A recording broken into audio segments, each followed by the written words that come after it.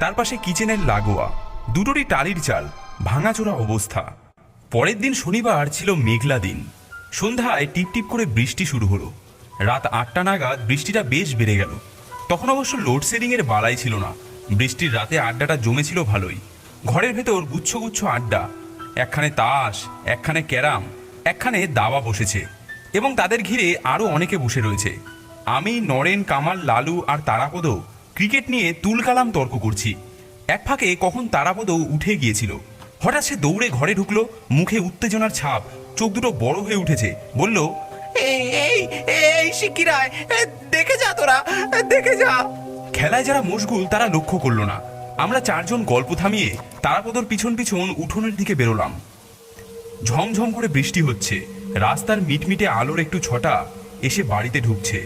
আম গাছটার তলায় বাথরুমের দরজা খোলা এবং আবছা একটা মূর্তিকে ভেতরে আমাদের দিকে পেছন ফিরে দাঁড়িয়ে থাকতে দেখলুম। লালু চেঁচিয়ে বলল, ও মশাই, মশাই, এ কি বাপের বাথরুম পেয়েছেন? বলা নেই কমা নেই, হুট করে ঢুকে পড়েছেন। এ থাম থাম, বেরোতে দে না, তারপর দেখাচ্ছি মজা। তারাপদকে বাপ তুলেছিল না, দেখাবো আজকে। পাগল টাগল হবে রে, ছেড়ে দে। কিন্তু ও ঢুকলো কি হবে? আমরা লোকটার দিকে তাকিয়ে আছি আর সমানে গজগজ করছি। সে কিন্তু তেমনি দাঁড়িয়ে আছে, যেন অনন্তকাল ধরে হিসি করেই চলেছে। তবে রে, নিকুচি করেছে পাগলার, আজকে তো তোকে। তারপর সে বৃষ্টির মধ্যে উঠোনে ঝাঁপ দিল। তাকে বাথরুমের দরজার দিকে হঠাৎ বাপরে বলে ঘুরতে দেখলাম। তারপর সে এক দৌড়ে বারান্দায় এসে বলল, ইলেকট্রিক শক মাইরি। উফ, হাতে কি একটা ছুঁয়ে দিল, সঙ্গে সঙ্গেই মনে হলো।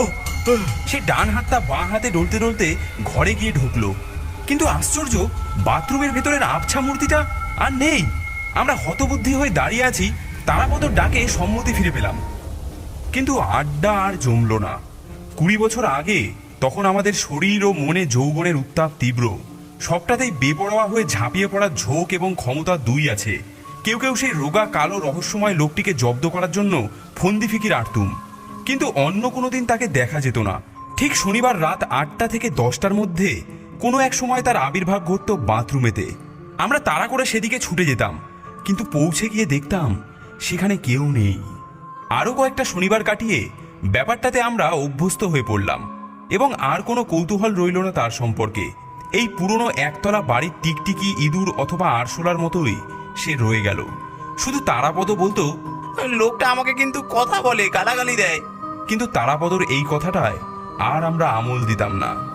এরপর সেপ্টেম্বর মাসের এক রবিবারের সকালে আমি, লালু আর কামাল কি খেয়াল হলো, পাড়ার চায়ের দোকানে আড্ডা না দিয়ে 12 ভূতে ক্লাবে হাজির হলাম।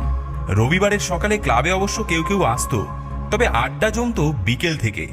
গিয়ে দেখি তারাপদ কখন থেকে ভেতর দিকের বারান্দায় চেয়ার পেতে চুপচাপ বসে আছে।